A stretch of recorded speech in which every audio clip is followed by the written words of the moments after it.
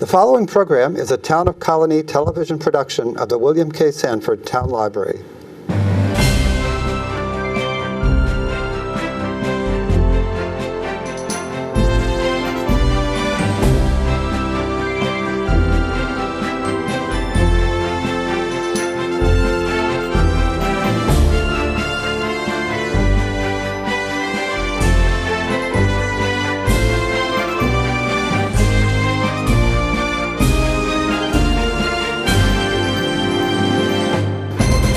Welcome to Getting to Know You. My name is Joe Nash. Today we're going to be talking to Tom Gallagher. He is the manager of the Normanskill Farm, which is a park right outside of Albany, 10 minutes from downtown, they say, and all their stuff here. If you go right out Delaware Avenue, I think most people know where it is. But before we start, Tom, let me just say, we have a lot to talk about because the park, it is also, it has a dog park, it's a working farm, an active farm, it's a historic farm, it's got a famous bridge. It is also where the police keep their horses, Albany Police. There's cross-country skiing in the winter. And it's also an educational center for school kids. So welcome, Tom. Thank you. It sounds like there's a lot going on down there. Yeah, it seems like year-round now we've got events happening, a lot of things on weekends.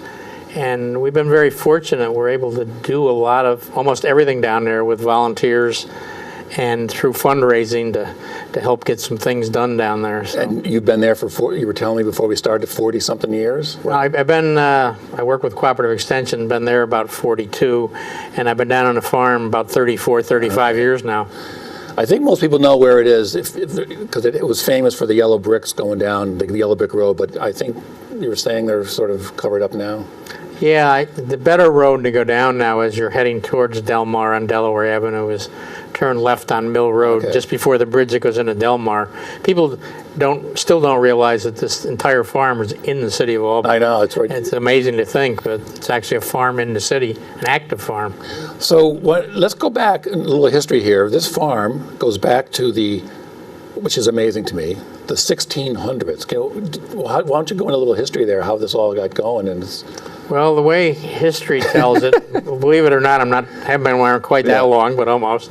You know, they're sure there was an Indian encampment somewhere in the area where the farm is today.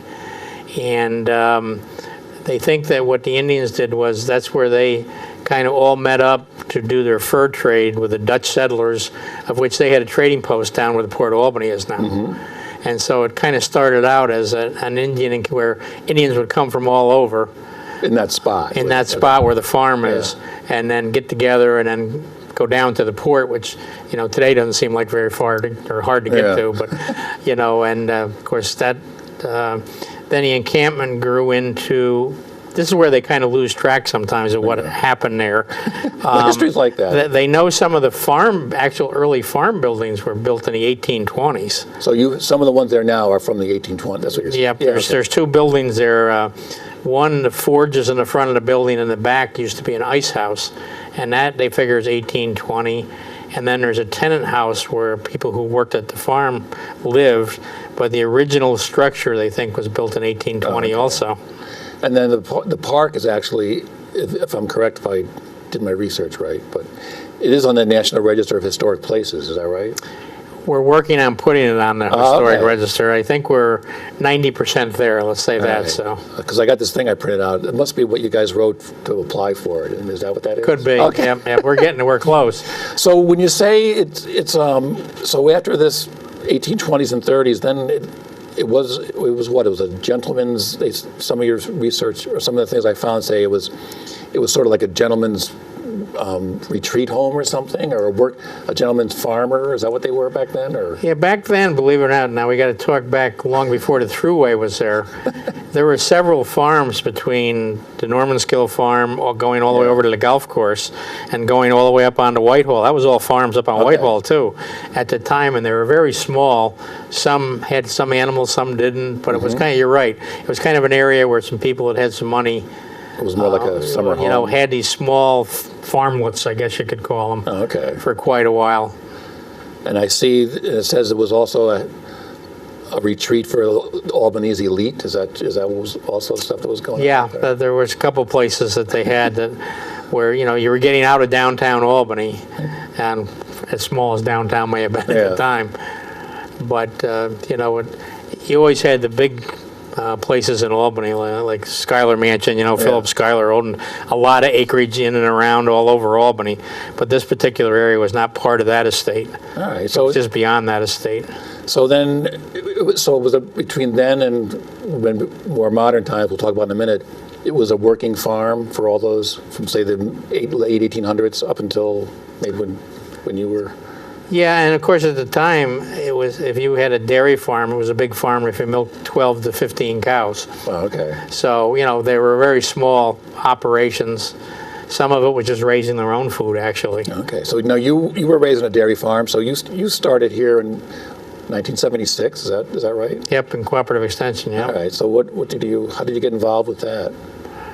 Or with becoming the... Well, it's a funny story, I guess. I was working for cooperative extension at the time, and I got a call from Mayor Corning, and he said, we need somebody to know something about agriculture and farming. The city just bought a farm. Oh, okay. And I said to myself, where? So he asked if I could come down and meet with a committee, a group of people who worked with the city, including Jack McEnany was kind of the key person that got the farm bought. He found the grant dollars that were available to help purchase the farm. But then once the farm was purchased, the mayor really wanted that farm to be dedicated to education for the youth in the city of Albany. So kids would come out and see what a dairy farm was like, or what the blacksmiths did, or... Yeah, because that's what he wanted, because most of today's, even adults, but kids certainly, are at least 2 to 3 generations away from farming and knowing where their food comes from. So the mayor felt very strongly that kids needed to know about where their food came from and to get involved in producing their food. Oh, okay. That's why you're seeing a lot of school gardens now. Yeah, I know, that's right. So Albany, the city of Albany bought the place, and you became the manager? Is that more or less what? Yeah, I was on the planning committee, and then they said, well, we really need somebody down there full-time because they needed some help with setting up, how did they want the farm to look? Where do you pasture the cows? Where do you put the police horses when they came? So they needed somebody with a background in agriculture, but they wanted somebody down there that could work on it. So how many cows are actually there now? Right now we have 13 beef cows. Okay. And we will have 20 sheep there probably in another week. They are right now eating weeds in Tivoli Park in Albany. So how did that work out, becoming an educational center? Since you've been there, you've had kids all year for the last 20, 30 years come in a couple times a year? Well, how it worked out was we didn't really have any funding. The city did what they could to help support some, fix some of the buildings, things like that. But we really needed more funding to get the educational program off the ground. So the Delaware Avenue Neighborhood Association realized what a treasure this is in their neighborhood, and it's off of Delaware Avenue. So they said, let's get together and see if we can't get a group of volunteers to help raise some funds and really get this education program started. And a couple of these people that volunteered were teachers, so they were excited about the opportunity to work on this. Okay. So they were able to raise some funds, and we were able to pay a couple of teachers to do some curriculum for us, because what you had to do was you had to match what the kids were doing in school with what you wanted to teach them on the farm. I see what you're saying. Had to go along with the curriculum they have. And so we've really got it matched up pretty well. And the person who's head of curriculum for Albany schools thinks, it's fabulous. We do second, third, and fourth graders. They come out. Okay. So when they come out, what would be a typical, how would they spend their day if fourth graders come out? What would they be doing? Well, generally they arrive around 9:30 because the school buses have to do their morning run, so they can't get there too much earlier. And so they arrive around 9:30, and then what we usually do is, it could be anywhere from 75 to 100 fourth graders, let's say. Yeah. So they arrive then, and the police do a demonstration with the horses. So they show the entire group. That's right. I should say the Normanskill Farm is also where the Albany police keep their the mounted police keep their horses. The ones you see. Okay. Yep, the mounted unit is there, and that's where the canine officers report to work, and that's where they do the training with their dogs when they get new dogs. Is there at the farm. So they show the kids the police horses, how it all works, and they do all that? Yep, they bring the horse out and just show how they use them for crowd control, how they train the horses, Okay. Well, that was- and a little bit about how they get their horses, Yeah. and because a lot of what they do with the mounted unit is donations. Like the horses are all donated, the Really? money is donated for the saddles a lot. So not a lot of taxpayer dollars is spent on that that's particular good. part of which is great. Yeah. Obviously, the police department covers the salaries of the officers. But they let the horses, what are they? They're stationed there. Is that a good Yep. term to get? Yep. All right. So then then the kids go off and see what the farm. Well, then we break them into smaller groups, Yeah. and we'll have various stops. We obviously use the beef cows, so I'll do a session on beef production and where your beef comes from, and a little bit about the cattle, and they're right there in the pasture, and then we let the kids feed the cows a little bit of hay. And then what we'll do with the sheep is we'll have the sheep there, and we'll have a border collie herd the sheep so the kids can see how the shepherd uses a border collie. Then we'll have a fleece there, and then we try to get the kids to figure out, okay, you got a pile of wool sitting on the ground, Yeah. what does that become? And because they really don't know that fleece actually becomes their wool sweaters or wool socks or whatever it may be. So that's a good learning experience for them. And then we do a thing with bees. And of course, the minute you mention bees, they're scared of them. They don't think about them as honey and pollinators and that. So we have live bees actually there in a glass enclosed type. And then we have a hive that we take all apart and show the kids what's inside a beehive. Okay. And then we have a couple other people from Cornell Cooperative Extension that do programs on nutrition and talk about different foods they should be eating and what food groups and so on and where it comes from. Okay. So what are the kids? You said that you try to teach them where your food comes from, where your clothes come from, etc. So, and I know they're young kids, but how do they usually respond to all this? Because most of these are kids who they're not farm kids, obviously, right? Most of them have very little knowledge about Yeah. it. Like we do a tape because we don't have any dairy cattle there, so we do a tape of a Vermont dairy farm and them milking cows and stuff. And then at the end of the tape, I'll ask them some questions about, okay, now what do we make from milk? Yeah. And some of the classes come up with a few things, but it's surprising, the kids they get confused and they think because they put their milk on their cereal, Yeah. cereal comes from cows, and so Do they know ice cream comes from? some do, believe it or not. Some of them will come up with something like cottage cheese, but not think about butter or something. Yeah. So I think when they walk away, that they're able to link, wow, the milk, all the stuff comes from milk. So kids generally like seeing, I guess they would like all that stuff. Yeah, they enjoy seeing the cows, and of course, on the tape there's a cat, and they get more enthralled with a cat going by on the screen. But So when it says on here, it's a working farm, but you said it's more like an active farm. But some farming does go on out there. What does that mean? You use it just for the educational purposes? no, we actually, well, first of all, we cut about 50 acres of the land for hay. For okay. winter feed. So we do harvest crops off the farm. Right. That sounds like a working farm. Yep. And then we got 13 acres where the cows are housed, and they're on pasture all summer. Okay. And then we have 7 acres of pasture where the horses are. So that's kind of the active part of the farming operation. Then we have a walking path. This is part, not education, but this is part of the recreational part. So I should tell people it's also a city park. You can go out there, and I think you were saying, except for where the police horses are, people can go anywhere in either the farm or the historic buildings, right? Yep, they can go to the blacksmith shop. If the blacksmiths are there, they can go visit with the blacksmiths. The walking trail, once golf season ends, which should be soon. Yep. You can walk all the way to the City of Albany's Capitol Hills Golf Course Clubhouse and back. The path goes all the way over and back. That's about a 7-mile round trip. All right. So and then when the snow comes, you can do some cross-country skiing on the same path. Okay, so it's a regular park, so you can just walk anywhere and see. Can you go in the buildings, or is it?